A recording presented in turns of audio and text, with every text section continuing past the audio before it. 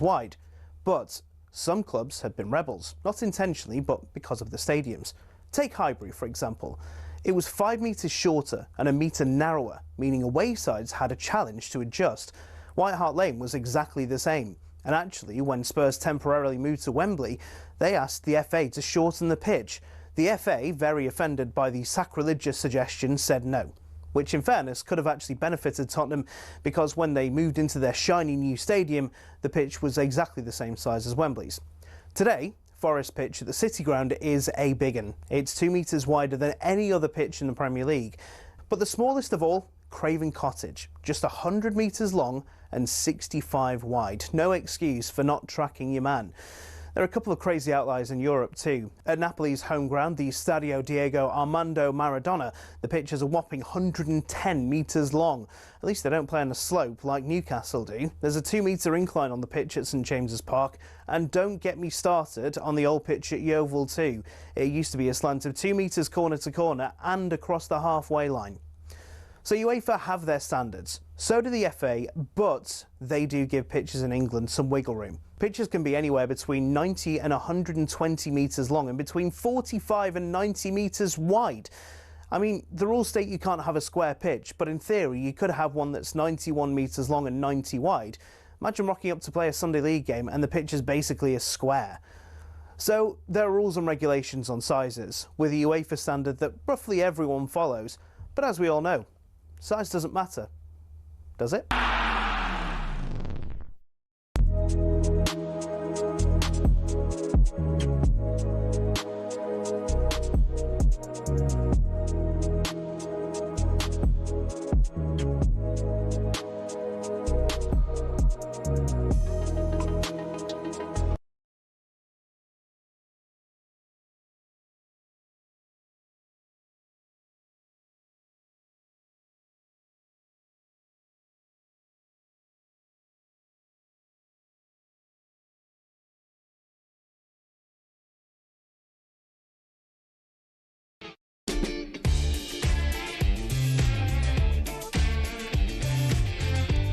Good morning, Katie Shanahan here with you on Early Sports Breakfast. Good to have you company this Wednesday morning. I'll be guiding you through until 6 a.m.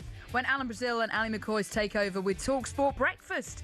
Coming up, we're going to be looking back over a night of Champions League action, mixed fortunes for the English teams. An important 1-0 win, wasn't it, for Liverpool against Inter Milan out of the San Siro after a really turbulent couple of days following that explosive Mo Salah interview as he was training back on his own. What will happen to him next? As for Spurs, they beat Slavia Prague 3-0. Nice to see Son Heung-min before kick-off as he just kind of waved goodbye to the fans. And Chelsea lost 2-1 away to Atalanta.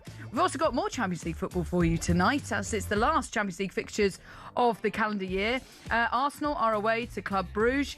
Newcastle travel to Bayer Leverkusen, and the big one, Man City are away to Real Madrid with Xabi Alonso under pressure. Right, remember you can get involved in the show. We'd love to hear what you're up to this morning. You're out walking dogs, perhaps you're on your way to work, or potentially finishing the night shift, or got a long drive ahead of you. Get involved with the show. We had plenty of calls yesterday, so let's keep that up. The number's call is 0371 722 3344. You can text me 81089. Let's get into it. Hello, good morning, Nick Ellaby. How are you? You're going with Bruges over Brugge. Yeah, you know what? I know it's probably Brugge, but on some things, when we anglicise names, I just stick with one and have to go with the gut. I'm with you. We're in the communications business. We all know what we're talking about, right? Dean Saunders had he went mental over this. I think this was last year when they were at Ascot. But it's a funny one, isn't it? Because it's like everyone's calling Bilbao Athletic Club. Yeah. But if you just say Athletic Club, everyone's like, who's that? Yeah. You still call them Athletic Bilbao. It's like Man City. Where are they playing tonight? At the Bernabeu. Yes, not the Bernabeu. Well, it's fine to say the Bernabeu.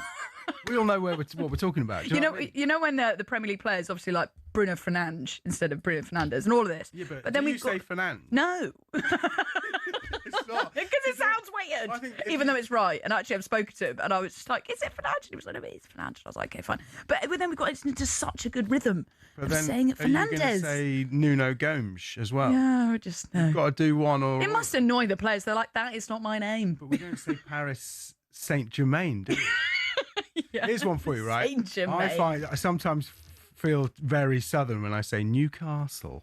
Yeah. Or the one I can't say is I won't say St Helens. I'll say St Helens if I'm talking about. Oh, interesting. Just because it's too. Because it's a northern sport. Let's give the team the proper Well, name. you know what's really funny? So my mum, we were doing a game in Doncaster, not Doncaster. Right. And my mum is from Yorkshire. Yeah. And she was like, I wanted to throw stones at the telly. It's Doncaster and Castleford. It's not Castleford and Doncaster. But the Northerners. So now I have to say every time I say certain teams, she was like, I won't watch it unless you say it properly. Wow.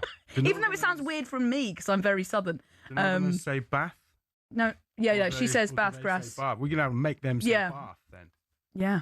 But then it would be weird coming because I've got such southern accents, then suddenly go northern. It would be weird. But anyway, I'm glad we sorted that out. I'm so glad. Right, let's look back at the Champions League action, shall we? 2 wins and a defeat for the Premier League teams in the Champions League last night. Here's how it all sounded on talkSPORT. Well, this could be a big moment for Liverpool because Felix Fire has been called over to the monitor and it is a penalty to Liverpool. Szoboszlai hits it beautifully. That's a decent win in the context of this competition at any time, but particularly with everything that has happened over the last 10 days. Inter 0, Liverpool 1. Chelsea blew it in Bergamo. No wins in 4 now for Chelsea, and it's looking like the playoffs are their most likely route into the round of 16. Finishes here. Atalanta 2, Chelsea 1. Flips the ball into the area, onto the chest of Sarr, guided it down for Simons, who went down, penalty kick. So Simons hits the ball right-footed, and it's in the net, bottom corner, and Spurs have the points in the bag. Spurs up to 8 in the Champions League table for 24 hours at least with this performance and result, and a clean sheet. That's a good night at the office, I would suggest. Tottenham Hotspur 3, Slavia Prague 0. Yeah, it was another dramatic night of Champions League action, a big win for Liverpool in the case of it's been such a turbulent couple of days, hasn't it? But no problem. That's what's on the back page of The Guardian. And even on the back page of The Mirror, they've gone with a headline, that feels a slot better. No Mo Soz what in the back page of The Sun. So a lot of praise actually towards how the players and the team managed to get the win, especially at San Siro. That's a difficult thing to do. And it was Dominic Szoboszlai's penalty that ended up winning the game 1-0 at Inter Milan. And Arne Slot doesn't want to keep talking about Mo Salah. Where I stand is that tonight it should be all about the players that are here.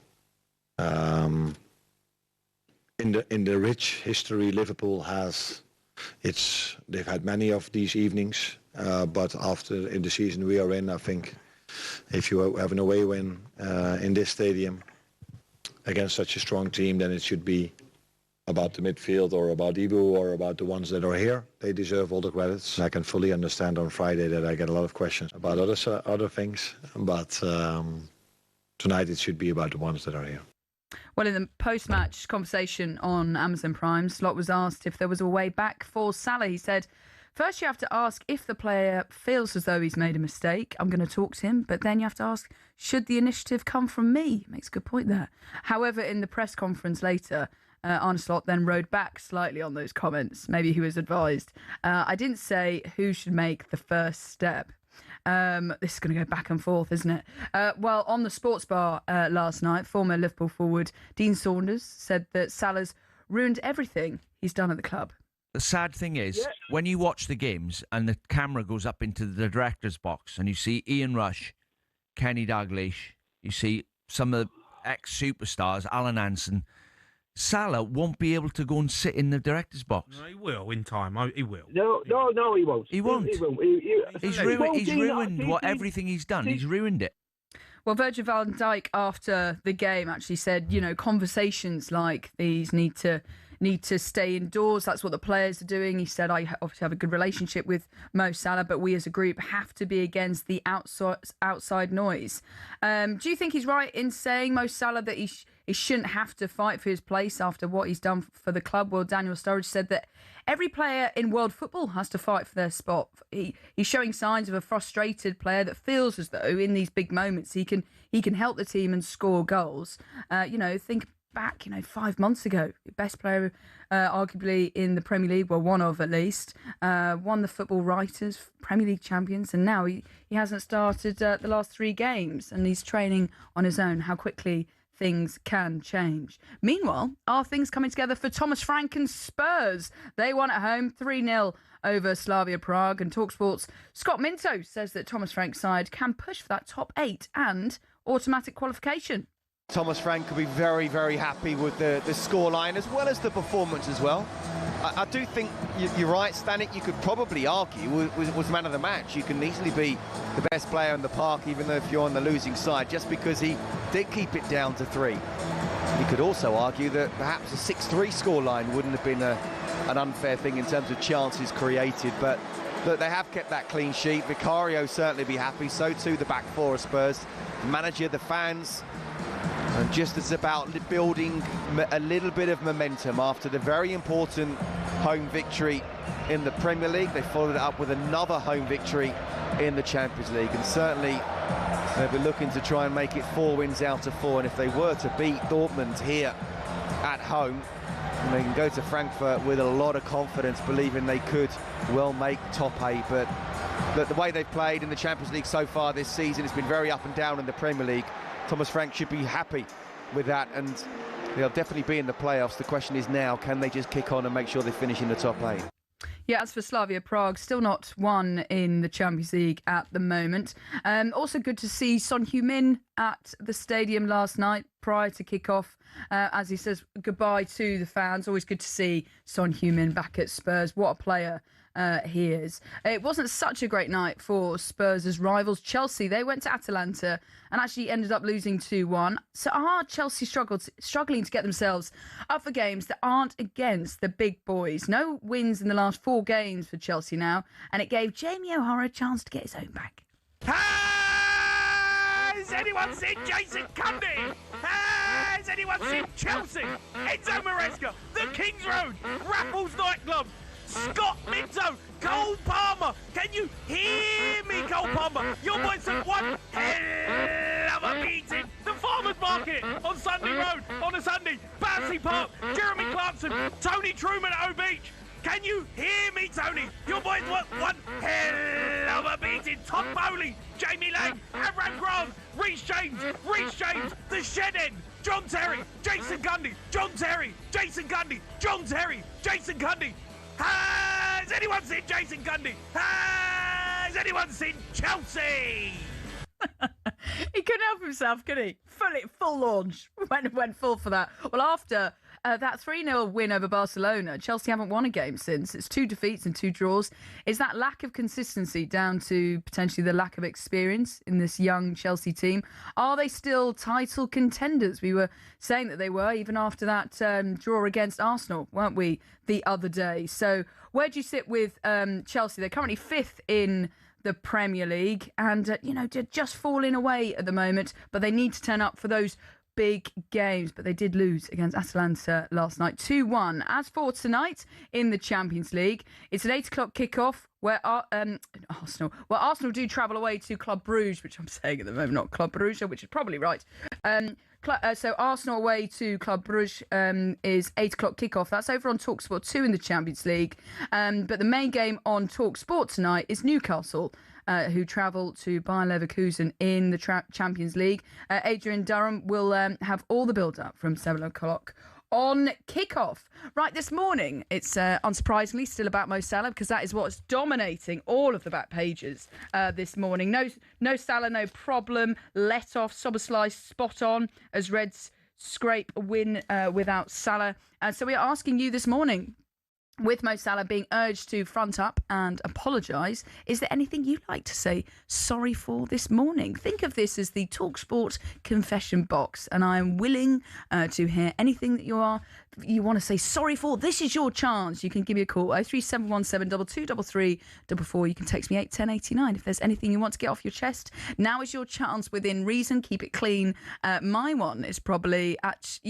my one is that when I was a kid, I still feel bad about this. This was ages ago. Remember when Pokemon cards were on the scene? And I remember my friend, she had loads of shiny cards, which were the best ones, but she didn't know that at the time. She goes, look at all my cards. And I didn't have very good cards at the time. And I was, oh no, you've got really bad cards. Let me help you out. I will swap you. So I got all her shiny cards. And then she was, oh, thank you so much. Oh my gosh. And then she was trying to play with her cards and then losing all the time because I told all the shiny cards were terrible, which I still feel bad about, which must have been about 20 years ago. But Livy, I am still very sorry to this day. We laugh about it.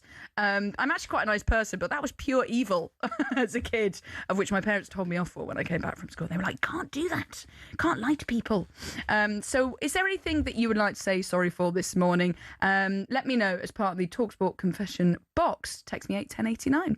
Right, Katie Shanahan here with you this Wednesday morning. Coming up next, we're going to be getting into the back pages and also taking a look at another mad night in the Championship. It's 5:16.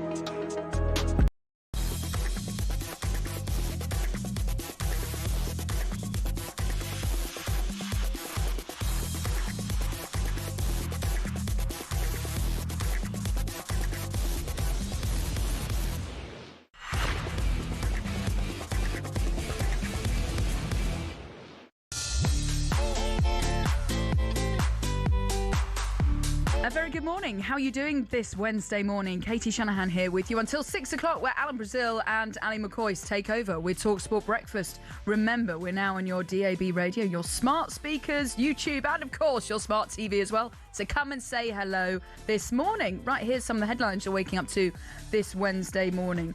Beth Mead's early strike was enough for Arsenal to beat FC Twente 1-0 and secure the holders' place in the knockout stages of the Women's Champions League. James Wade says he's close to retiring from darts to spend more time with his children. The 42-year-old has won most major honours, but has never been further than semi-finals at the World Championships. The tournament kicks off at Ali Pali tomorrow. Cannot wait. And McLaren CEO Zak Brown reckons Oscar Piastri will win an F1 title for him after missing out teammate Lando Norris this year. He was on White and Jordan and was asked how he tries to keep two top drivers happy. You keep them happy by treating them equally, fairly, equitably, great communications. But they have days that they're not happy, but that's sport, right? Those days, every team's not happy. They don't feel the team played well. Their teammates didn't play well. They didn't play well. The manager made the wrong decision on the sideline. Yeah. So they're no different, but their happiness is great, and their collaboration between the two of them is awesome. Okay, for more on all the day's biggest stories, go to talksport.com. Right, we've had plenty of texts coming in this morning. One about pronunciations, which I think we could probably do a whole show on. Me and Nick were talking at the top of the hour about, how we anglicise a lot of things. Is it Club Bruges? Is it Club Brugge? No, Club Brugge. Sorry. And David Hutchinson, good morning, David, goes to Bayern Munich, not Bayern München. And we've also had this text from Craig in Windsor, a very loyal listener on Early Sports Breakfast. Good morning, Katie. Great show. I've almost finished the night shift. Then it's 5 nights off for me. I'm off to a wedding tomorrow for a few days. I was at a wedding last week. Something about a festive wedding is great fun. Great to watch the whole of the Arsenal game later, too, with a couple of beers. Should be Brugge and needs to bounce. Oh, should beat Bruges, and need to bounce back after Saturdays. Certainly do. I can't be dealing with another Gabby Bonhall smiling at me like a Cheshire cat throughout the whole of the breakfast show. Also, Craig says here, another team I say wrong is Sporting Lisbon instead of Sporting Club de Portugal. Yes, Craig and Windsor, thank you so much. And also we were asking you this morning about your confessions. This is after, should Mo Salah apologise for his explosive interview, or is that potentially him, has he played his last game for Liverpool? Should he own up and say sorry? Sammy, the Manchester United and England fan, says, good morning, Katie. I'd like to say sorry to my teammates. I missed an open goal in a school tournament semi-final. Last kick of the game and ended up losing on penalties. Happened back in 2010. So that must have been ages ago. Wow, just like me, still playing on the mind. So keep those texts coming in, 81089. Or you can give me a call, 0371 722 3344. Right, in the Championship and the EFL, as we love the EFL, Coventry's lead at the top of the Championship has been cut to 5 points. Frank Lampard's side were held to a 1-1 draw at Preston, who played most of the match with 10 men after a first half red card. Frustrated not to win it. Obviously with the red card as well, to go against 10 men for the second half, but we did everything we could. Created chances, goal disallowed, great save from the keeper, a lot of possession in their half, trying to break down them. I think credit to the opposition, because I thought they defended with everything, and we were sloppy for their goal, and they had them back in it. So frustrated to drop 2 points, but not an easy place to come. Lads gave everything they could to try and win the game. We're pushing right to the end, and we have to take our point, even though we feel frustrated. Another setback for Frank Lampard's side. I was actually at Portman Road, which was bouncing on the weekend as they beat Coventry, the leaders 3-0. So 3 goals and a clean sheet against such a formidable Coventry City side. So they dropped points, but still are top of the Championship under Frank Lampard. Middlesbrough closed the gap to Coventry with a win over Charlton last night. QPR into the top 6 after a 2-1 win over Birmingham, while Southampton are just outside the playoff positions after holding on to a 3-2 win against West Brom. Watford were held to a 1-1 draw. That was by bottom side Sheffield Wednesday. Portsmouth remain in the relegation zone after going 1-0 down at Swansea. Sheffield United and Norwich ended 1-1 at Bramall Lane, and it was the same score between fellow strugglers Blackburn and Oxford. And Millwall, who are third, flying at the moment, really pleased for Millwall, go to Derby tonight. 2 sides in the playoff mix, also meet as Ipswich will be hoping to build on that big win against Coventry at the weekend. They host Stoke and Hull host Wrexham, while Bristol City take on Leicester. Right, it is time for the back pages, which means Nick Ellaby is back in the studio holding, what on earth is that? I've just found this on the table here. It's a Fray Bentos festive turkey pie. Other pies are available. It reminds me of the quiz in the office, when they ask about the Cuban leader and they give the answer Fray Bentos. You like a pie? I do like a pie. Yeah, so do I. What's your favourite pie? Steak and ale. I was going to say, you strike me as a steak and ale kind of guy. I'm going chicken and leek. Oh, yeah. I mean, look, they do quite a nice one in the canteen downstairs. Yeah. Moving on to the back page before we do pie chat. Best headlines. Sobs Law on the back of the Star Sport. I mean, Dominic Szoboszlai has been... Where would Liverpool be without Dominic Szoboszlai this season? Also, he looks like such a casual player. I can never get over how low he wears his socks. It looks like he doesn't have any shin pads. He's like strolling around, being amazing. Very handsome man, isn't he? Very handsome man. Yeah, maybe that's also what I'm looking at. Yes. He's quite a sort of Lux-looking individual, I always find. No, so what, on the back of the Sun Sport. But yeah, look, Dominic Szoboszlai's played right back. He's played centre midfield. Recently, he started playing more advanced on the right. I mean, what a man. And not going to the World Cup, unfortunately. No, what a shame. But come on, the Irish. Still got the playoff left. Moving on to the Ashes, Matt Pryor has had he's absolutely torn into the England cricketers, saying that they're taking the mickey. He's saying the team have almost taken the mickey out of Ben Stokes and Baz McCullum. He's asking some of these boys to put their hands up. Zach Crawley averaging 31. Ollie Pope struggling at number 3. He's still averaging. Crawley and Pope have played over 60 tests each now, and their average refuses to get out of the mid-30s.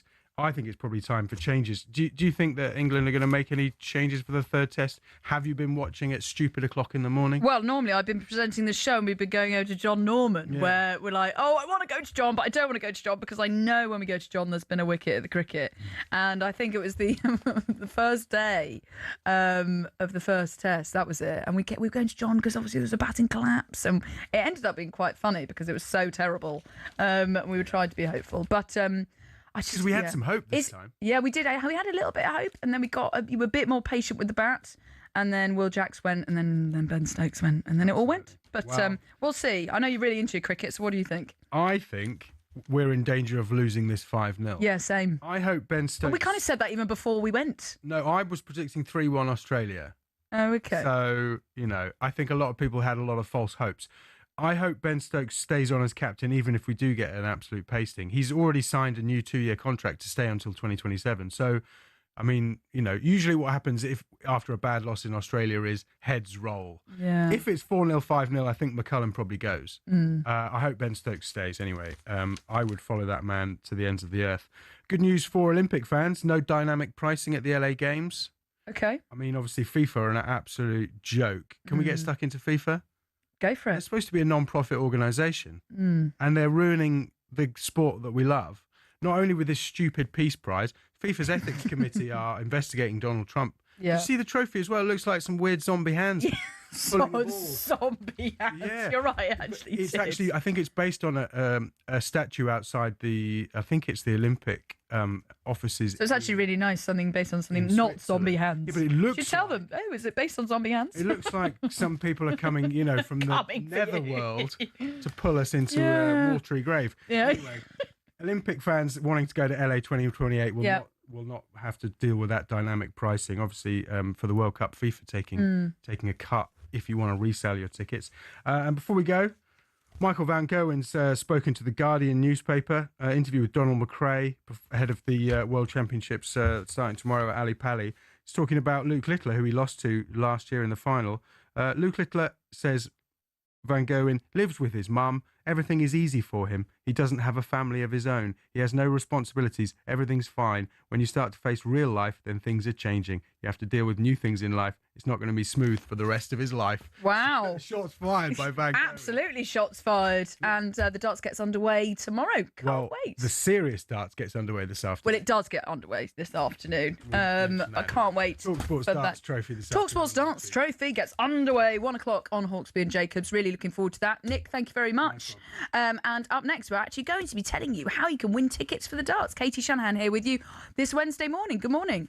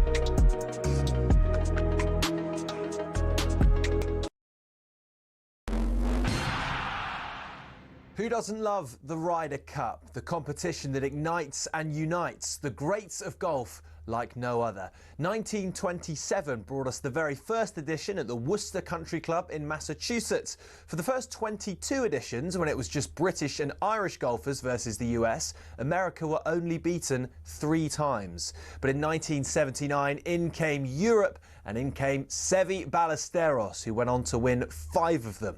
Since Team Europe became a thing, the head-to-head reads Europe 13, USA 9. Europe's last away win was the miracle at Medina in 2012. America hasn't won on European soil since 1993 at the Belfry. So what about the money? The most recent Ryder Cup in Rome drew in a record 271,000 spectators and boosted the Italian economy by €262 million. The PGA of America TV deal with NBC is worth $440 million, but 2025 will be the first time ever that the US team will receive a fee for playing. Of course, in Rome, legend has it Patrick Cantley refused to wear his cap because he wasn't being paid to wear it, though he insisted it simply didn't fit. Either way, Team Europe have made it clear they're more than happy to keep playing for the thrill, joy and prestige of the Ryder Cup.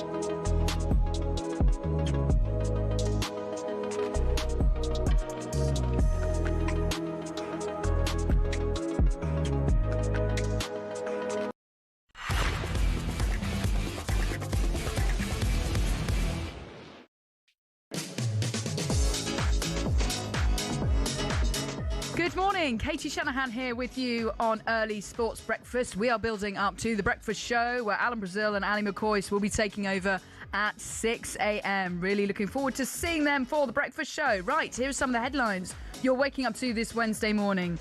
In the Women's Champions League, Manchester United hope to make it 4 wins in 5 when they host Giants Lyon tonight. Sonia Bonpastor's Chelsea will put their unbeaten record on the line when they face Roma. Peter Ottenwingy's QPR shirt that was made ahead of his failed move from West Brom is to go under the hammer. The striker thought he'd secured a deadline day transfer back in January 2013, but was refused entry to Loftus Road after both clubs said a fee hadn't been agreed. QPR's head of retail had the shirt made up in anticipation, which will now go to auction. And as you've been hearing probably all of this week, the talkSPORT Darts Trophy is today in central London. Andy Galeforce Goldstein faces Gabby, the Gabfather Bonlahor, while Darren the Truth Bent plays Natalie the Destroyer Sawyer in the first round. Yes, it's going to be epic. The boys on drive yesterday looked ahead to the action. Which one of us is more likely to get knocked out in the first round tomorrow? Me. Yeah? No, you. Who would be the worst possible winner out of all the other competitors? Who would be the worst? O'Hara. Yeah, that would be awful. If he wins it. I mean, I'd find it quite funny, but it would be awful. It would be awful. He wouldn't deserve it. Well, they've really built that one up, haven't they? But no, the darts trophy. I'm actually really looking forward to going and watching the darts. I'm actually very pleased I'm not playing because I am very inconsistent when it comes to darts. Normally, when I've had a few, I get significantly better. Right, so we are asking you this morning. We've had loads of texts which are very, very funny, all about your confessions. As we have Cara still in the studio. Let's hear some of these confessions, shall we? We've got a couple of texts here. One of my favourite ones here, just before we go to Cara. Yeah. Sally in Bristol says, I should apologise to all my nieces, my nephew, my son and daughter when they were all little. I offered a fun auntie sleepover, and by 9 p.m, I was done, so changed the clock on my phone to midnight, and they all went to bed because it was the middle of the night. Sally, genius. That's very good. And this other one for you, Cara, before we come to you. Many years ago, I had no money. I was walking to the shop when a young lad went past on his bike. I saw something fall out of his pocket. When I got there, it was a £5 note. I picked it up and kept it, then saw him riding back slowly looking for it, but I didn't say anything. I'm so sorry.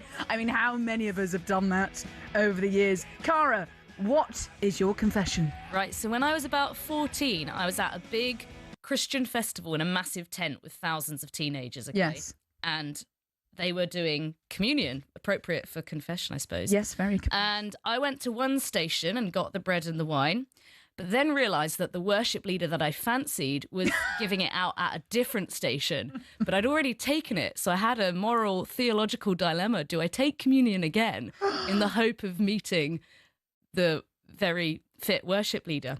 And I did. Can you do that? I don't know if you can take confession twice. I'm not sure that was the idea, but... And are they married now? Yeah. I'm not married to him. Oh. I'm married to a lovely man. It's not him. It's not him. Fit priest man. Who's that fit vicar in Fleabag? Played by Andrew Scott. There we go. It wasn't him then. No, if only. Thank you. Love that confession. Thank you very much. Keep those confessions coming in. These are making me laugh this morning. Right, let's look ahead to more Champions League football, shall we? Will Xabi Alonso still be Real Madrid manager next week? The Real Madrid boss is under huge pressure heading into tonight's Champions League game with Man City. Real Madrid are 4 points behind Barcelona in La Liga after one win in 5 league games. There's been crisis meetings at Madrid over Alonso's future, but he's not surprised about all the scrutiny. I knew pretty well the culture of Real Madrid. That's why it's the biggest club in the world, and you need to adapt it. You need to learn from it. So, Man City travel to Real Madrid tonight. Big game for them. And it is time for this, as it is competition time.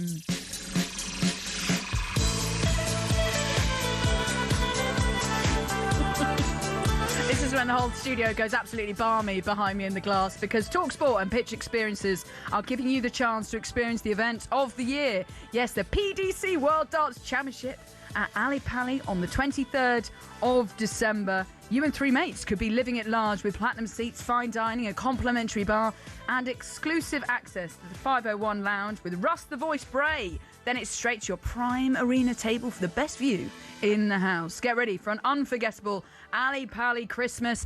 Here's how to enter. For your chance to win, text darts to 83338.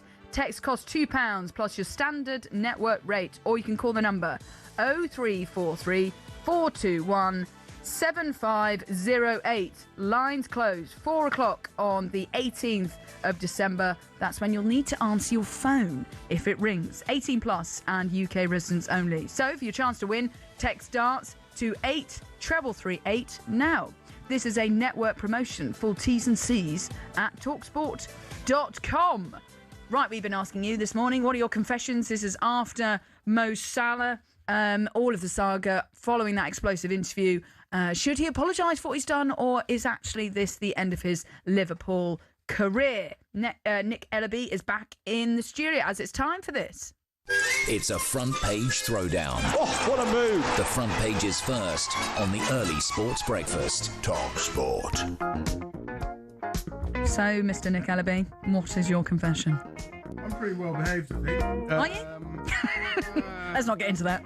Well, once, I have to say sorry to my mum. When I was 14, she gave me some leaflets to deliver to everybody on the road that we lived on. It's a long old road. There's probably about 50, 60 houses. And I got to the bottom of the hill and just put the rest in the bin. Nick. I feel quite bad about it now. That's really bad. Yeah. Yeah, done, that's all done. It's funny how this kind of, obviously I did Pokemon cards, and we've got loads of people saying I picked up this cash and then some. It's amazing how it just sticks with you all these years. Well, this is a chance for people to let things off their chest. What a great opportunity we're giving people this morning. When I was on a school trip to London, I stole a Pearl Jam keyring from a shop. A real pearl? Pearl Jam, the band. Right, sorry. It was like £2. I was going to say, I don't think you should be revealing that on national radio. No. A Pearl Jam keyring, the band. I think it was the album 10. I was probably 15, and I felt so guilty about it. I just threw it in the bin when I got home. It's all coming out now, Nick. Yeah. Learning so much about you. Text topic. It is a great text topic. Okay, should we do the front pages then? Well, I don't know. We could do more confessions. Where would you like to start? Is there any boffins? What the boffins been saying? I'm not sure about the boffins. Oh, no boffins today. Some of the boffins are off for Christmas at the moment. But too busy beating aliens. You mentioned Peter Odemwingy's shirt going up for for auction. Well, a mud-stained Spurs shirt from Jimmy Greaves is expected to fetch $6,000 at auction. A mud-stained one? They haven't even cleaned it. Well, I think that's probably better. He signed it as well. He scored 266 goals for Spurs in 379 appearances. He was their record goal scorer until Harry Kane went past him.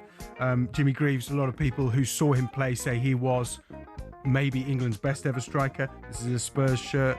It's been signed at an event in 2006. The guy who owns it says his cousin used to play for Spurs' youth team, got Greaves to sign it. It's going under auction tomorrow. Hanson's Auctioneers, Etwall. There we go. So have you got any sports memorabilia? You into any of that? Yes. I've got a number of shirts. I've actually got Eden Hazard's signed shirt because he was one of my favourite players. One of the best the Premier League seen. When I was working at Chelsea. Did you put it in like a framed thing, or did you put it? I meant to. It's still currently sleep in it. Yeah, sleep in it. No, I remember getting a signed shirt for my sister-in-law, and then literally her mum put it in the wash, and then obviously it went. And I was like, no, that's actually really annoying because it took me ages to get that. You had a body part signed or anything like that? You've seen that video of some... No, I'm not going to just get my chest out because I know people do that at gigs. Have you ever seen the video of the girl, I think she's a football player, but she gets Antoine Griezmann to sign her leg in front of him? Yes. And he looks so embarrassed. Yeah. I remember getting, because my whole family are big rugby fans, and it was the Rugby World Cup final at Twickenham, and I remember seeing a gold bottle at the Rugby World Cup final, and obviously they were just on the pitch, they didn't care, and I picked up one and gave it to my brother, who still has it in his house. So, Rugby World Cup player's bottle, which was very cool. Have you seen this? It was going to go in the bin. Have you seen this Oasis Bond theme? Have you seen Oasis are doing a Bond theme? Oh no, go for it. Liam Gallagher and Noel say they've written the best Bond tune ever. Noel was talking about, he sort of said it'd be great to do a Bond theme. He says it takes the P that the greatest British agent has to be soundtracked by a bunch of Americans. Oh. Have you got a favourite Bond theme? Oh, just the classic one. The soundtrack, because I play it on the piano. James Bond. Oh, what? Ding. Yeah, no. I can actually play that on the piano. Yes, that was like my cool thing I did at school. That reminds me of GoldenEye on the N64. Come on. Oh yes, I love that game. What about Diamonds Are Forever? As good? Oh yeah, Diamonds Forever. Yes. I really like Casino Royale, which is Chris Cornell from Soundgarden. It's a more recent one. Yes. But nobody does it better. I could play that on the piano as well. Yeah. That's very. Is that Sheena Easton? Who sings that? Someone will text in and let us know. Someone let us know. Let us know. We got time for this? What? One more? In Buenos Aires, they're trying to break the record for the most golden retrievers ever assembled in one place. Oh my God! So how many? Toronto has the record, apparently. No, Vancouver. 1,685 golden retrievers in one place. They think that it may have been broken in Buenos Aires in Argentina, but I think the Guinness is probably still counting up those dogs. You got a favourite dog breed? Oh, I do love a golden retriever. Yeah, they are. They're nice, aren't they? Docile. Yeah. Hopefully I'll get a dog at some point in my life. Do you have a dog? No dogs. Live in a flat. It's a bit cruel, but if I live in a house with a garden, I'll yeah. And then I want like a proper dog I can go running with. Be like my pal. My wife wants a poodle. Oh. Is that a proper dog? Jury's out. Quite a few poodles, doodles, all of those. All of the above. Thank you, Nick, very much for now. Right, keep those texts coming in about your confessions this morning. Should Mo Salah apologise after his explosive interview? We've had this text here from Stuart, the Chelsea fan. A very good morning, Stuart. He says, "Hey, Katie, morning confession time. So I once saved a random number in my mate's phone under his ex's name and sent him a message saying I missed him and wanted him back, then completely ignored his reply. We ended up bumping into her one night and it was super awkward because she thought he'd lost the plot.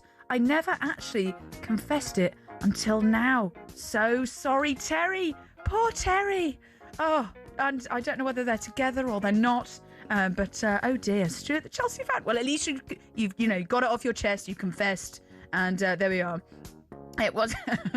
Sorry, it's not John Terry. It's what I've just been turned over the ear. Right. So keep those texts coming in about confession time this morning after Mo Salah. Should he apologise? Right. Coming up next, we're going to be looking ahead to Arsenal and Newcastle's games tonight in the Champions League.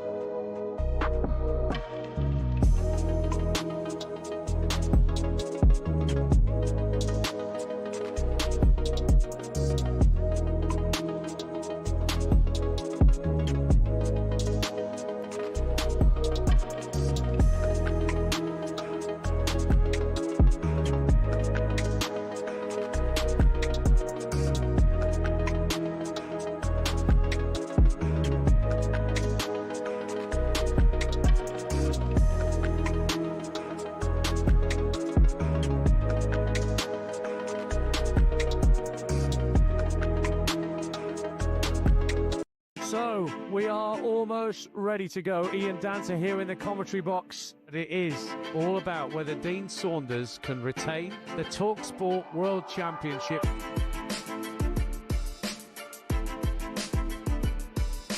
To win the leg. She's got it! Gets it! Double 9! He refuses the handshake.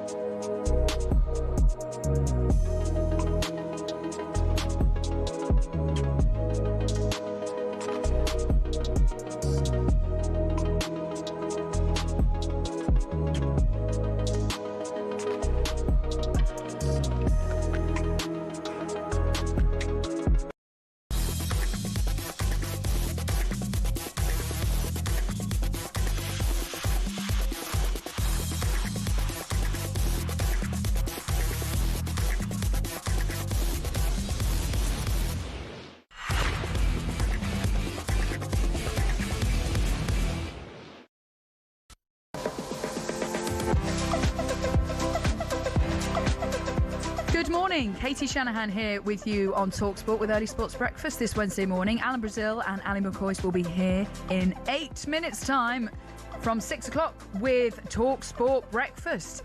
It is time now for us to look ahead to tonight's Champions League games, which are live on the talkSPORT network.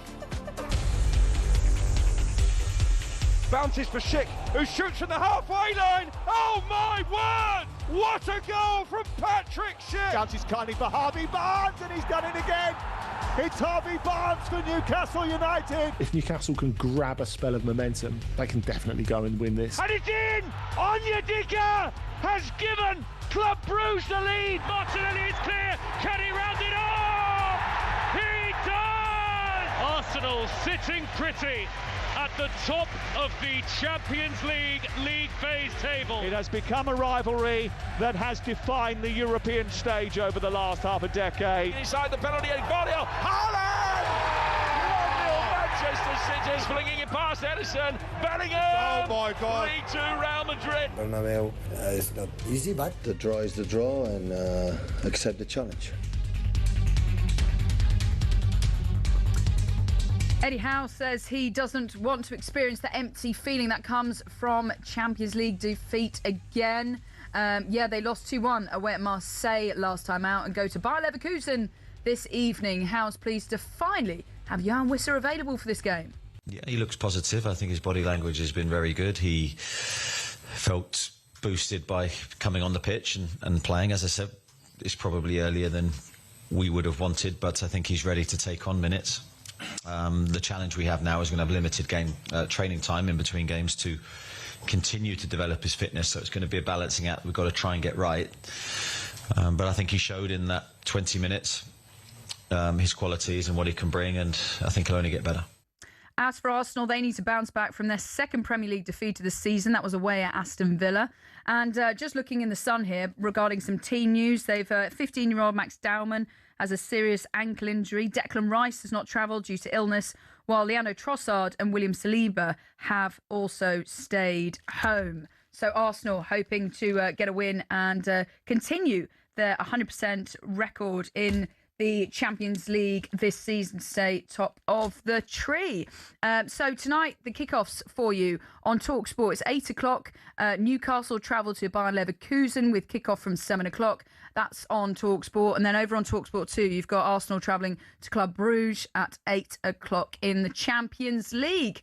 Right, here's a few more confessions that we've had through this morning.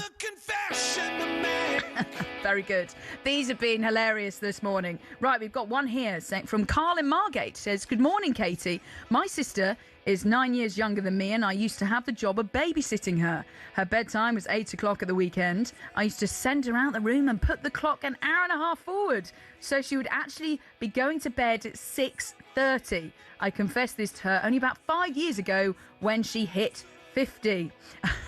Carl. That's from Carl in Margate. Very sneaky there. This is from Tony. My wife doesn't believe in divorce. I was divorced, so I told her I was a widow.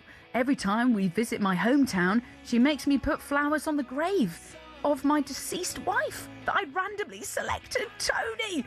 Oh my word, these are confessions. And then Darren, the Spurs fan, says, I can't really say I'm sorry. I was supposed to give my girlfriend's niece an Arsenal shirt for her birthday, but I swapped it for a Spurs shirt and don't regret it one bit. Now, she's a Spurs fan. And this, I think my favourite one of the day, I think it's turning the clocks back, is Sally in Bristol. I should apologise to all my nieces, my nephew, my son and my daughter. When they were all little, I offered a fun auntie sleepover, and by 9 p.m. I was done, so I changed the clock on my phone to midnight, and they all went to bed because it was the middle of the night. That's from Sally in Bristol. That might be one of my favourite ones. Right, just quickly, here's what's coming up on breakfast this morning. Line of Duty star and Celtic fan Martin Compston is on to talk about his new thriller, Revenge Club. Jimmy Carr is here to talk about his new film, Fackham Hall, and Rob Green will discuss his new grassroots campaign. You've been listening to Early Sports Breakfast with me, Katie Shanahan, this morning. Alan and Ali are on the way next with talkSPORT Breakfast. Have a great day, and I've really been enjoying all of those confessions this morning. And let's just finally leave you with a bit of fun, shall we, this morning? Ali McCoy is back on breakfast alongside Alan Brazil. We've now got 2 racehorses named after both of our Glaswegian breakfast hosts. Alan Brazil didn't have a great start 2 weeks back, and on breakfast yesterday, Jeff Stelling took a look at Coisty's performance at Fontwell this weekend. I'm good. I should update people straight away, actually, with the news of Coisty yesterday. Coisty is a racehorse who ran in the 12:55 at Fontwell Park. And I know that 1 or 2 of our listeners had a few pence on him, despite the fact that he went off at 125 to 1. The Sporting Life description of Coisty's effort yesterday was raced keenly, prominent, wandered around, which is quite appropriate, jumped right, unseated rider first. So, didn't get further than the first hurdle, unfortunately. Oh, you're joking. Yeah, never mind. Never mind. Very good. Right. Well, the boys are on their way very shortly with talkSPORT Breakfast. You've been listening to Early Sports Breakfast with me, Katie Shanahan, this morning. As I say, Alan and Ali are on the way next with talkSPORT Breakfast. I'll be back same time tomorrow. Have a great day, and I'll see you then.